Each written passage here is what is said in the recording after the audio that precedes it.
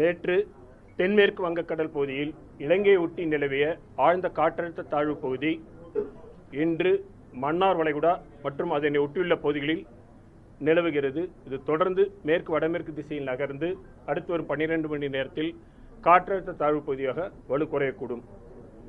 இதன் காரணமாக கடந்த 24 மணி நேரத்தில் தமிழக, புதுவை, காரைக்கால் பகுதிகளில் வடகிழக்கு பருவமழை மிக தீவிரமாக உள்ளது. கடலோர மாவட்டங்களில் பெரும்பாலான இடங்களிலும் உள் மாவட்டங்களில் அநேக இடங்களிலும் மழை பெய்துள்ளது. அதிகபட்சமாக நாகப்பட்டினம் மாவட்டம் கோடியக்கரையில் 18 சென்டிமீட்டர் மழை பதிவாகியுள்ளது. 4 இடங்களில் மிக கனமழையும் 72 இடங்களில் கனமழையும் பதிவாகியுள்ளது கடந்த 24 மணி நேரத்தில். அடுத்து வரும் 2 தினங்களுக்கு தமிழகம், புதுவை, காரைக்கால் பகுதிகளில் அநேக இடங்களில் மிதமான மழை பெய்யக்கூடும். கனமழை எச்சரிக்கை பொறுத்தவரையில் அடுத்து வரும் 24 மணி நேரத்திற்கு கடலோர மாவட்டங்கள், வடகடலோர மாவட்டம் மற்றும் தென் கடலோர மாவட்டங்களில் ஓரிரு இடங்களில் கன முதல் மிக கனமழையும், நெல்லை, தூத்துக்குடி, தென்காசி ஆகிய மாவட்டங்களில் ஓரிரு இடங்களில் அதிகனமழைக்கும் வாய்ப்புள்ளது.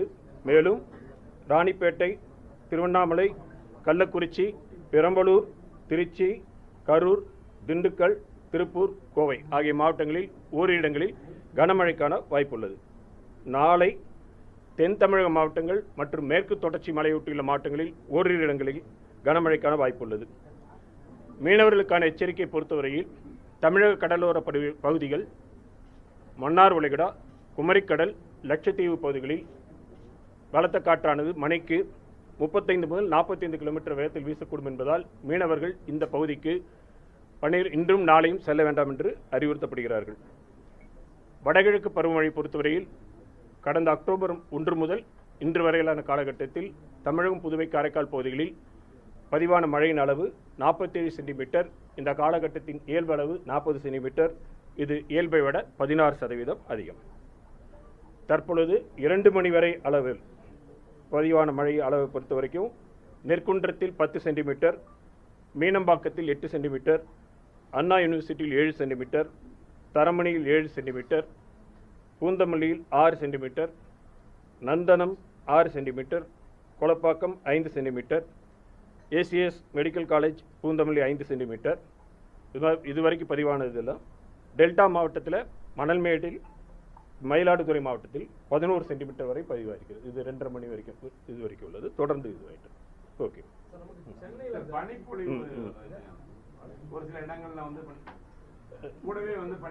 பனிப்பொழிவு காலையில் 2 நாளைக்கு முன்னாடி வந்திருக்கு. இப்போ பனிப்பொழிவு இருக்காது. மழை பெஞ்சிட்டு இருக்கும்போது பனிப்பொழிவு இருக்காது.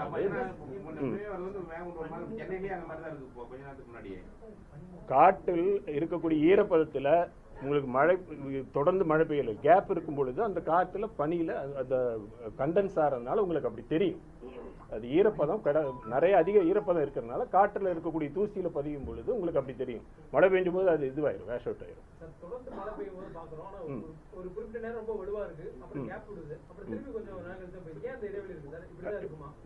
காற்றழுத்த தாழ்வு பகுதியோட இயல்பு அப்படி. இது புயல் இல்லையா, இது ஒரு காற்றழுத்த தாழ்வு மண்டலம் கிடையாது. காற்றழுத்த தாழ்வு பகுதியோட இயல்பு அப்படித்தான் இருக்கும். அது வீக்கான சிஸ்டம்ங்கிற பொழுது பகல் நேரம் இரவு நேரம் வேறுபாடு இருக்கும். ஒரு நாளில் காலையிலிருந்து ஈவினிங் வரைக்கும் வேறுபாடு இருக்கும்.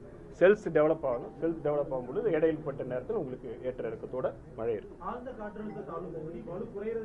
ஆமாம், வலு குறையிறது தான் வாய்ப்பு.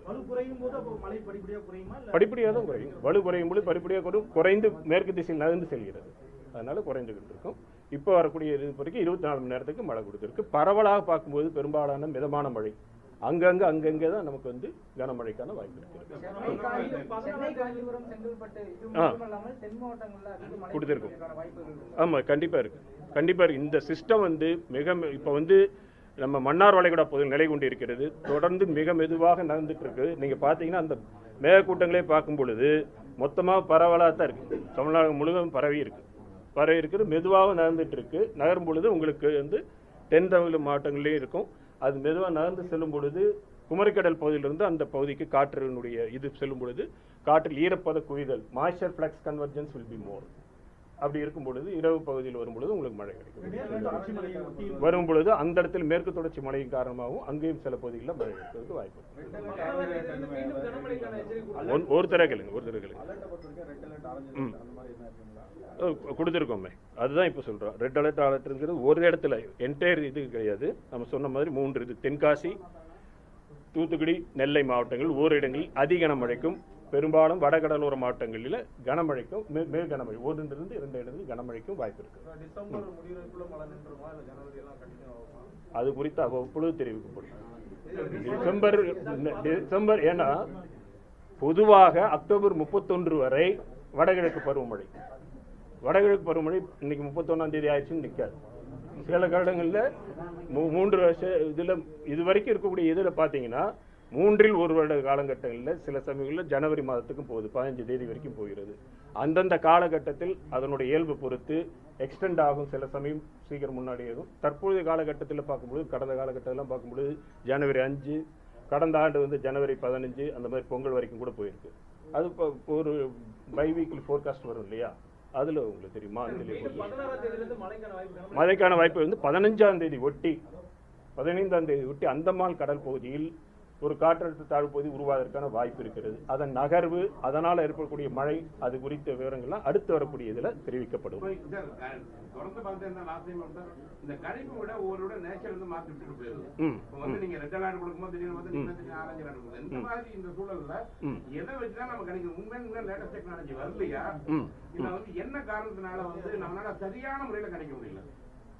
வானிலை இயல் என்பது முழுமையாக அறிந்து கொள்ளப்பட்ட அறிவியல் கிடையாது. It is not a complete science.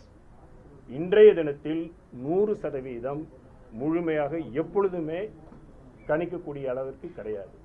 ஒரு வானிலை நிகழ்வு என்பது பலவிதமான காரணங்களால் நிகழக்கூடிய ஒரு விஷயம். ஒன்னோடு ஒன்று சில சமயங்களில் எல்லாமே ஒன்றிணைந்து ஒருங்கிணைந்து செயல்படும் பொழுது கணிப்புகள் சரியாக வரக்கூடிய வாய்ப்பு இருக்கும். ஒவ்வொன்று எதிரெதிர் திசையில் சில சமயங்களில் நகர்ந்து செல்லும் பொழுது கணிப்புகள் தவறி போவதற்கு வாய்ப்பு இருக்கிறது. அது சயின்ஸோட நிலை. டெக்னாலஜி மட்டும் பத்தாது. டெக்னாலஜி உங்களுக்கு டெக்னாலஜிங்கிறது பேசிக்காக நம்ம நினைக்கிறது கருவிகள் இருந்தாலே எல்லாமே நல்ல. கருவிகள்ங்கிறது உங்களுக்கு ரீடிங்ஸ் தான் கொடுக்கும். அந்த ரீடிங்கை வச்சு என்ன பண்ண போகிறோம்? It is not only the data, what you are going to do with the data is also important. Science, it is a science. அறிவியல் வளரும் பொழுது தொழில்நுட்பம் வளர்ந்தாலும் தேவைதான். அறிவியல் தொழில்நுட்பம் வளரும் பொழுதுதான் எதிர்பார்க்கப்படுகின்ற துல்லியத்தன்மை கிடைக்கும். அது இல்லாத போது இப்போ சமீபத்தில் கூட கேட்டிருப்பீங்க. ஓகே, ஒரு நிமிஷம்.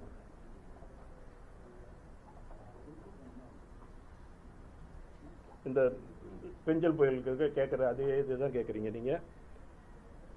அதுதான் முன்னாடி சொன்ன மாதிரி வானிலையியல் முழுமையாக, குறிப்பாக புயல் பற்றி கேட்டிங்கன்னா கூட முழுமையான அறிவியல் கிடையாது. It is not complete science. அதனுடைய ஆரம்பம் முதல் இறுதி வரை பலவிதமான ஃபேக்டர்ஸ் ஒர்க் ஆகுது. இது ப்ராடாக பார்க்க முடியும். இப்போ புயல் பற்றி சொல்லிட்டு இருக்கேன், மற்ற எது இருந்தாலும் சரி, இன்டர்னல் டைனமிக்ஸ், எக்ஸ்டர்னல் இன்ஃப்ளூயன்ஸ், உள்ளே நடக்கின்ற நிகழ்வுகள், வெளிப்புறத்திலிருந்து வரக்கூடிய தாக்கங்கள், இது எல்லாமே சார்ந்து இருக்கக்கூடிய விஷயம். அதுலேயும் இப்போ பார்த்தீங்கன்னா பேசிக்காக சைக்ளோனை பொறுத்த வரைக்கும் சீ சர்ஃபேஸ் டெம்பரேச்சர், கடலுடைய உள்ளடக்கம், வெப்ப உள்ளடக்கம், காற்றில் கீழ்ப்பகுதியில் காற்று குவிதல், மேற்பகுதியில் எந்த அளவுக்கு டைவர்ஜென்ஸ் ஆகுது, காற்று எப்படி திசை மாறுது, காற்றுக்கும் வளிமண்டலத்துக்குள்ள இன்ட்ராக்ஷன், மேகக்கூட்டங்கள் எப்படி உருவாகுது, அதனால் என்ன ஹீட் ரிலீஸ் ஆகுது, ப்ளஸ் அந்த புயலுடைய நகர்வு வேகம், இது மாதிரி பலவிதமான காரணிகள் இன்று வரைக்கும் நமக்கு ஃபேக்டர்ஸ் அறியப்பட்டிருக்குது. இன்னும் தெரிந்து கொள்ள வேண்டிய இருக்கக்கூடிய விஷயங்கள் நிறைய இருக்கு. இப்போ ஒரு புயல் உருவாகாத போது மெதுவாக காற்று பொதுவாக நேர் திசையில் போகும். புயல்கிற சுழலும். அப்போ நேராக சென்று கொண்டு இருக்கின்ற காற்று சுழலுங்கிற போது திசை மாறணும். அப்போ அது என்ன, இது ஒரு நிலையிலிருந்து இன்னொரு நிலைக்கு மாறுகிறது. அதுக்கு பின்னாடி எனர்ஜி எக்ஸ்சேஞ்ச், சக்தியின் பரிமாற்றங்கள் இருக்கிறது. இது முழுமையாக அறியப்பட வேண்டும். இன்றைய தினத்தில் இது முழுமையாக அறியப்படவில்லை. புயல்கள் இருந்தாலும் சரி, வானிலைகள் இருந்தாலும் எல்லா சயின்ஸும் நம்ம complete science, it is not a complete understand physics. அப்படி இருக்கும் பொழுது ஜென்ரலாக பார்த்தீங்கன்னா புயல் கரையை கடக்கின்ற பகுதி பெரும்பாலும் நம்ம அறிக்கையில் அந்த டைத்தில் சொன்னது புதுவை கரையில் கரையை கடக்குன்னு சொல்லியிருந்தோம். புதுவை கரையில் கரையை கடந்தது. எதில் நிலை மாற்றம் புயலாக இருக்கும், இல்லை புயலாக வருவதற்கு ஆற்றவில்லை. காரணம் அவ்வப்பொழுது அதனுடைய வலுவில் மாற்றங்கள் ஏற்பட்ட காரணத்தால் கணிப்புகள் வெளியிடப்பட வேண்டிய நிலை ஏற்பட்டது. இது ஏன் காரணம்னா, ஃபர்ஸ்ட் அது நிலநடுக்கோட்டுக்கு அருகில் உருவாகி மேலே நகர்ந்து வந்து இலங்கைக்கு அருகில் உரசி நின்ற பொழுது நிறைய மழை கொடுத்தது. அப்போ அதனுடைய எனர்ஜி கம்மியாயிடுச்சு. அங்கிருந்து நேரம் நம்ம மேற்கு வடமேற்கு திசையில் நகர்ந்து கரையை ஒட்டி வரும் என்று எதிர்பார்க்கப்பட்ட நிலையில் சற்று கடலுக்குள் சென்றது. அப்போ வடகிழக்கு திசையில் நகர்ந்து சென்ற பொழுது அதுக்கு சக்தி அதிகமாச்சு. அப்படி சக்தி அதிகமாக பிறகு அதுக்கப்புறம் வேகங்கள் மாறுபாடு நிறைய வேகம் பார்த்தோம். நம்ம சில சமயங்கள் 15 கிலோமீட்டர் வேகம், திடீர்னு ஒரு 0 கிலோமீட்டர் இதுக்கு நகராமல் இருந்தது. இப்படி பலவிதமான காரணங்கள்லாம் இருக்கும் பொழுது எல்லாமே சேர்ந்து பார்க்கும் பொழுது செயற்கைக்கோள் கணினி மாதிரிகள் இதெல்லாம் வச்சு பார்க்கும் பொழுது அந்த முதல்ல மாலை அளவில் சொன்னோம் அதுக்கு சாத்தியமில்லை என்று. பிறகு இரவில் அது வளர்ச்சி பெறக்கூடிய சூழ்நிலை வந்த பொழுது அடுத்த நாள் காலையில் தெரிவிக்கப்பட்டது. இது இங்கு மட்டும் இல்லை, அட்லாண்டிக் கடல், எந்த கடலில் கடந்த வருடம் அக்டோபர் நீங்கள் பார்த்தீங்கன்னா ஓட்டிஸ்ங்கிற புயலுக்கு கொடுக்கப்பட்ட கணிப்புகள் 112 கிலோமீட்டர் வரைக்கும் தான் காற்று இருக்கும் என்று சொல்லப்பட்டது. ஆனால் வீசப்பட்ட அந்த ஓட்டிஸ் புயல் வீசும் பொழுது 260 கிலோமீட்டர் வேகத்தில் வீசியது. ஆக நம்ம ஏதோ இத்தனைக்கும் அங்கெல்லாம் இத்தனை வகையான கருவிகள், புயலுக்குள் விமானங்களை செலுத்தி ஆய்வு விமானங்கள் ரெக்கனன்ஸ் ஃபிளைட்ஸ் அவற்றின் மூலமாக விவரங்களை பெற்று கூட கணிப்புகள் செய்யப்படுகிறது. அப்படி இருந்தாலும் கணிப்புகள் தவறுகின்ற பொழுது அதனுடைய டிஃபிகல்ட்டி தெரிஞ்சுக்கும், சயின்ஸோட டிஃபிகல்ட்டி புரிஞ்சுக்கும். இது லாட் ஆஃப் எக்யூப்மெண்ட்ஸ் இருந்தால் கூட அவங்களாலையும் அந்த இது போகல. இது தொழில்நுட்பம் மட்டும் கிடையாது, அறிவியலும் முக்கியம். ஆக முழுமையாக அறிவியல் அறியப்பட வேண்டும். அந்த அறிவியல் கணினியில் உள்ளீடு சேரப்பட வேண்டும். இதெல்லாம் செய்யப்படும் பொழுது இப்போ ஆர்டிஃபிஷியல் இன்டெலிஜென்ஸ் வருது. இது மாதிரி முயற்சிகள் தொடர்ந்து பண்ணுறாங்க. அதனால தான் ஒவ்வொரு 4 வருடங்களுக்கு ஒரு முறை புயல்கள் பற்றி ஆய்வு செய்யக்கூடியவர்கள்லாம் ஒரு இடத்தில் கூடி இன்று எந்த அளவில் இந்த வரைக்கும் கடந்த 4 ஆண்டுகளில் எந்த அளவுக்கு வளர்ச்சி பெற்றிருக்கிறது, என்னென்ன இன்னும் செய்யணும், இந்த மாதிரி ஆய்வுகள் செஞ்சு தொடர்ந்து கண்காணிப்போம். So science is a continuous development. எல்லாமே முடிஞ்சிருச்சுன்னு எங்கேயும் எழுதி வைக்கல. டெக்னாலஜி என்பது மட்டும் கிடையாது, அறிவியல் சயின்ஸ் ஹேஸ் டு டெவலப். அப்படிங்கிற பொழுது அறிவியல் பற்றி பேசுவோம். இது வானிலையில் நீங்க கேட்ட கேள்விக்கு இது மட்டும்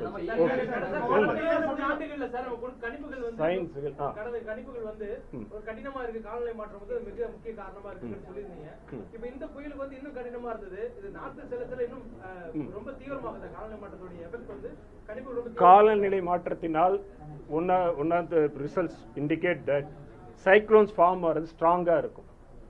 சைக்ளோன்ஸ் ரொம்ப ஸ்ட்ராங்காக ஃபார்ம் ஆகக்கூடியது ஒன்று இருக்குது. அதே மாதிரி திசை மாற்றத்திலும் வேறுபாடுகள் இருக்கலாம் கணிக்கப்பட்டிருக்கு. ஆனால் எதுவுமே உறுதியாக இவ்வளோதான் இதுவரைக்கும் இருக்கக்கூடிய ஆய்வுகள் அடிப்படையில் பார்க்கும் பொழுது நமக்கு கிடைச்சிட்டு இருக்கக்கூடிய இந்த மாதிரி நிகழ்வுகளெல்லாம் பார்க்கும் பொழுது, இப்போ நம்ம முன்னாடி சொன்ன இந்த படங்கள்லாம் பார்த்தீங்கன்னா புயலுக்குள்ளார அந்த விமானங்கள் சென்று படம் எடுக்கக்கூடியது, இந்த மாதிரி விமானங்களில் உள்ளே போய் எடுக்கக்கூடிய விஷயங்கள் அந்த இருக்கும்போது கிளைமேட் சேஞ்சினால் ஏற்படக்கூடிய விளைவுகளில் ஸ்ட்ராங்காக இருக்கலாம். அதனுடைய நகர்வு பாதையில் வேறுபாடுகள் ஏற்படலாம். அதை தவிர்த்து அசிமெட்ரின் கன்வெக்ஷன் ஒரு புயலுக்குடைய சுற்றிலும் மேகக்கூட்டங்கள் உருவாகுவதில் சமச்சீராக உருவாகாது. ஒரு பகுதியில் உருவாகும், இன்னொரு பகுதியில் உருவாகாது. இதெல்லாம் பொறுத்து தான் அதனோட நகர்வு மற்ற எல்லாமே இருக்கக்கூடியது. எது இப்பொழுதும் துவங்கி இருக்கிறாங்க. அது பற்றி முயற்சிகள்லாம் நடந்துகிட்டு இருக்கு.